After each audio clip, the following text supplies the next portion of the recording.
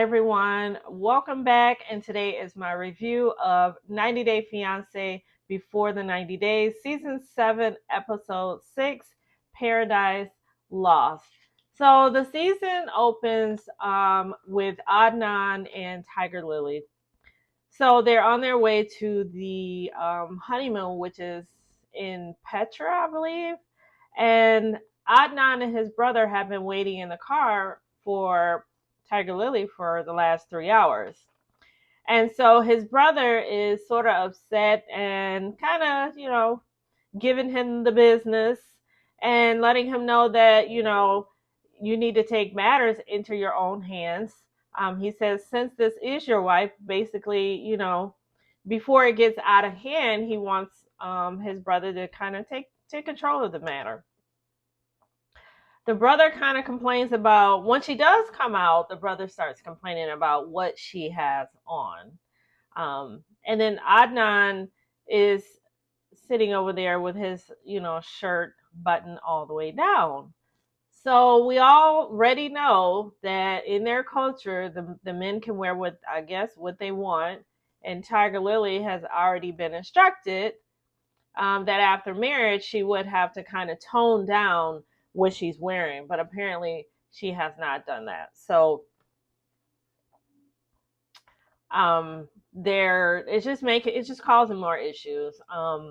So she really just kind of needs to follow the culture and follow what Adnan, her husband, is telling her since she married into this, knowing this. So later, while they're still driving to Petra, they are, still arguing about it. Her makeup artist said something as well, and I might have been a little bit out of line because, this is their culture. This is what Tiger Lily married into, and her makeup artist is making a comment about Adnan's shirt being unbuttoned. But again, Adnan tells them, I'm the man. Basically he can do this. And so, nobody's happy about that. The makeup artist, nor is Tiger Lily. She seems to be a little bit more talkative. Before she was pretty quiet. I thought she was pretty quiet most of the time, especially like in the cars and just around him and his family. She was pretty quiet, even throughout most of the marriage ceremony. So next they arrive in Petra, and Tiger Lily is again still upset about the rules, and she's stating that they are double standards. But come on, Tiger Lily, like you knew that this was going to happen. You were already forewarned. I don't really know what to tell you. I don't even know what to say about this segment because she already knew these things. So now she's making a big deal about it. So I don't know. But next we see, next up is Chidi and Renee. So we see them going to see an eye doctor because Chidi, hasn't seen one in about 10 years to see if there are any medical advancements to help him. And so the doctors, they run some tests and they find that he has cataracts in his left eye, I believe. And so they're hoping that surgery can restore his vision. So the eye doctor comes back and she says that Chidi is not just dealing with cataracts, but he also has glaucoma. And apparently the pressure in his eyes are very high. And he has no light perception, is what they're saying. Like the nerves are not active, and because the nerves don't grow, they die off. And there's nothing, really that they can do, allegedly, from what the doctor in the scene said. So the chances of seeing again, they said, are pretty slim.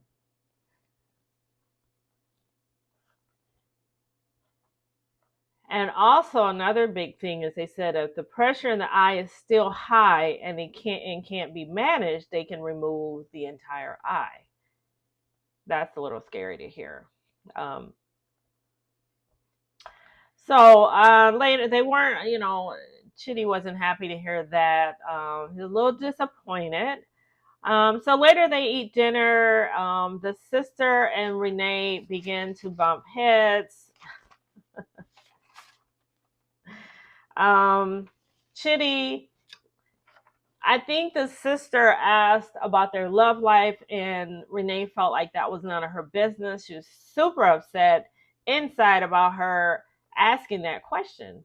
And I kind of agree. Like, their personal life is their personal life. They're not having any. And he is kind of grown. Even though he's staying with his sister, but he's still grown. That's not something you ask. That's definitely personal. So, she's feeling like she wants to go to a hotel. So she does ask Chitty later, how he would feel about going to a hotel. And, Renee is like, um, you know, she's really upset. She's really about to lose it.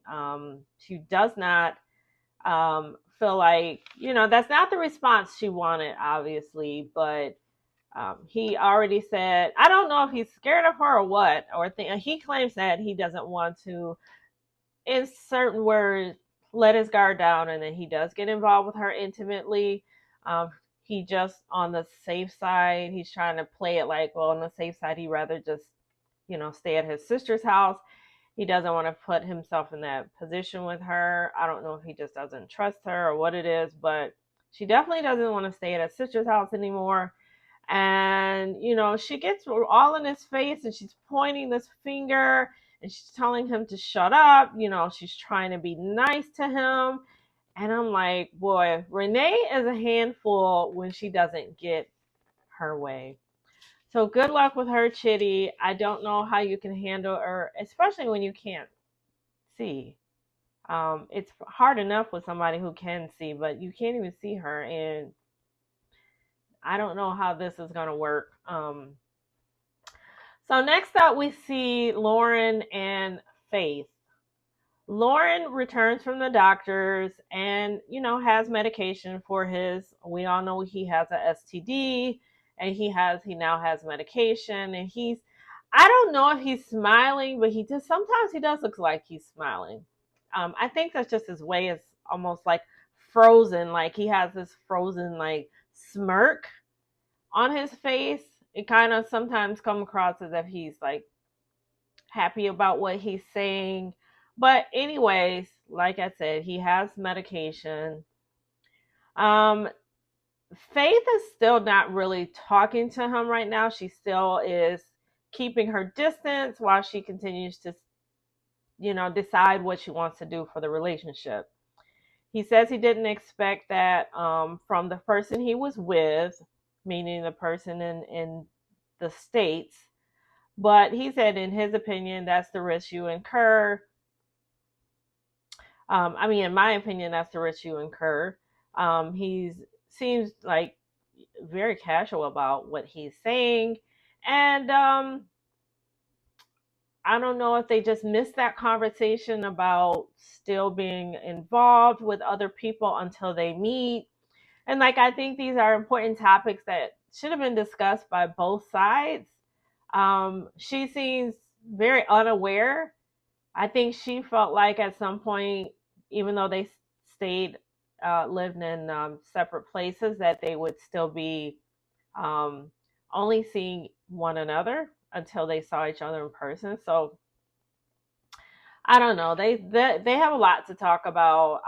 Faith really needs to reconsider this. This is crazy. I would have been like, let's just like you go your way, I go mine. But later we see him, Lauren, call his friend to kind of update her on what's been going on, and he lets his friend know that that he has an STD, what time frame he caught it, and you know, the friend, she has said that any reasonable person would be upset, and I totally agree. But he says he's going to continue to give Faith her space, and he hopes that they can, withstand this test of time. So I don't know if that will happen or not. Um, Later, we see Faith meets up with her friends. I think they're getting their nails done, I believe. And they ask her about, how things are going. And she lets them know about the whole STD situation. A couple of her friends told her to leave him alone, let that go. But I think one of her friends says she owes it to him to have a conversation with him. But I mean, they're better than me. I wouldn't give him any conversation. I would be done with his ass, and that would be it. But we hear her say something about, yeah, maybe I should give him a chance to explain himself. Like, I think he already explained himself when they were at that waterfront. So I think he said all he needs to say, and I think she needs to move on and, you know, try to find someone else. But we all know she's going to have another conversation with Lauren and whatever. So next up, we have Niles and Matilda. So Niles is on his last flight to meet Matilda. Later, we see Matilda. She's with one of her girlfriends, and they're packing, and just having a conversation, casual conversation before Niles arrives. So she told her friend that they will be staying in a hotel in a city called Accra. They're gonna stay in the hotel for a few days. They both, what I didn't know is they both agreed that they will not be intimate until marriage. However, Matilda says she's not sure if she will be able to resist because she feels like Niles is so cute. Interesting. So later we see Matilda, or later we learn that Matilda and her brother are coming with her to meet Niles. Her brother just wants to make sure that Niles is okay to be alone with his sister because, they know he has autism, and I really don't know what they actually think he's going to hurt her or something. But I mean, I guess it's just protocol for her brother to come because she doesn't know him. So cool. And then, later we do see they arrive at the airport and we see Niles has landed and they are just awaiting him to come around the corner. And he comes around the corner and she's so excited. They are running towards each other. They hug and kiss, and it looked awkward. I mean, there were so many people in the airport. There were these police officers with these berets on, and they were all looking, and I was like, oh wow. But she's met him. He didn't do his pinching of the cheek like he said he was gonna do, but nonetheless, they seem happy. She seems happy to see him in person. He obviously looks like, I guess, what she thought he was gonna look like. And so that's pretty much it. They end up later going to a restaurant to eat, and her brother tells Niles, how to treat his sister. He does know that his sister has a temper. They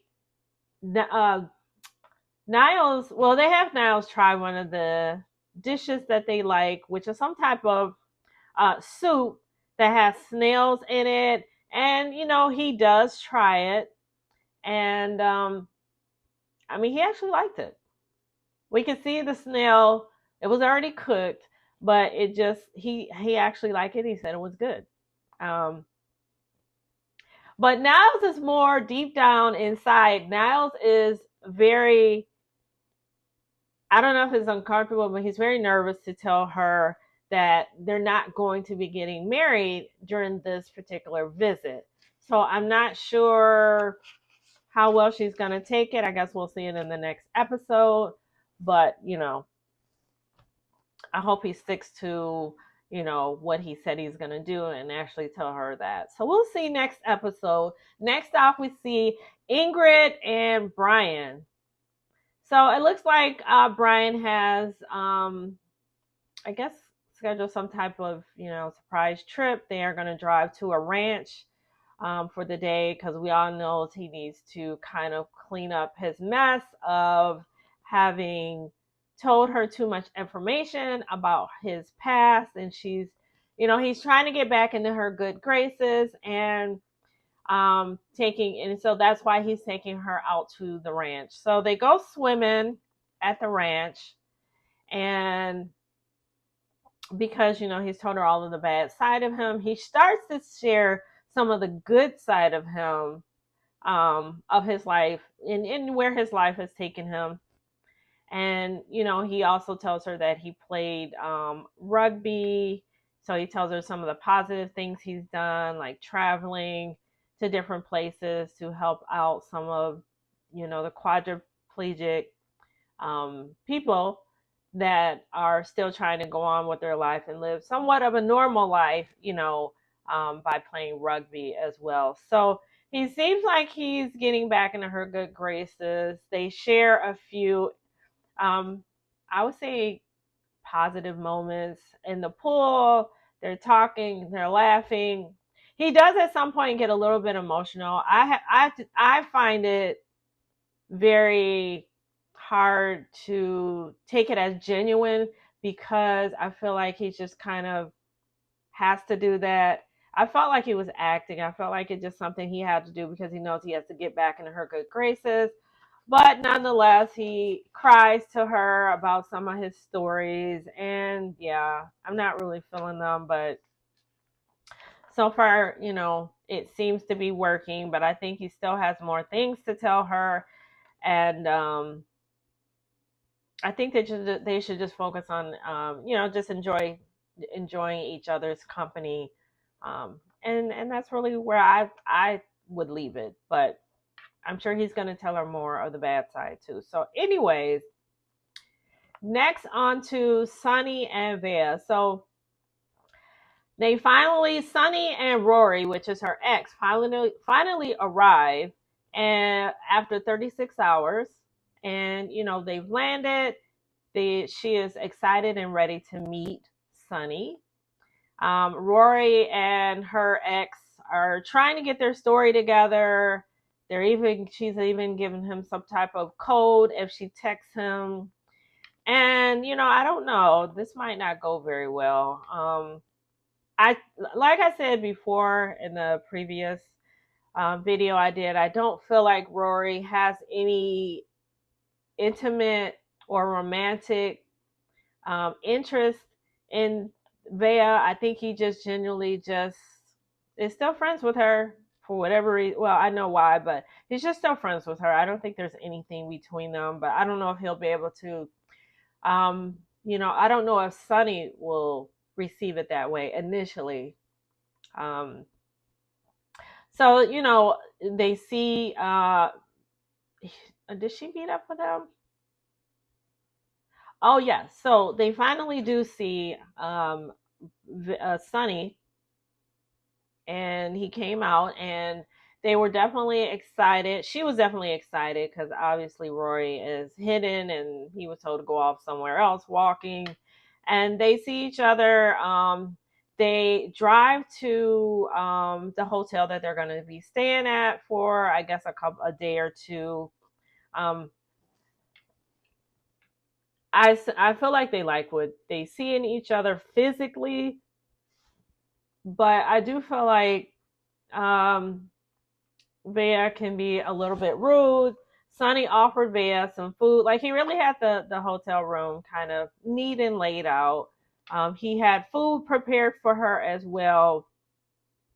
But Vea, when he offered the food to Vea immediately was like, she did not want any of his food. She said that she's told him in the past that she's picky, and he already knows this. Sunny says that it is rude But, since it's her first day there, he, doesn't want to ruin the mood. But I did think it was pretty rude as well. She could have just, I don't know, like, I don't know who's wrong in this part. Maybe he should have, if he really truly knew that she was picky, he probably should have just waited. But I think it was it was her delivery. It was definitely her delivery, and I thought, okay,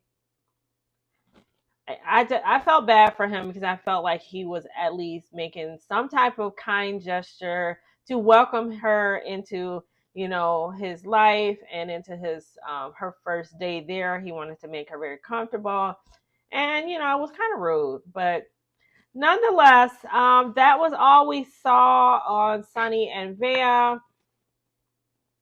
I want to thank you for watching this video. I definitely appreciate it. On your way out, if you like any of this content, please like, comment, and subscribe. And remember, life has no remote. Get up and change it yourself. And I will definitely talk to you again. Bye.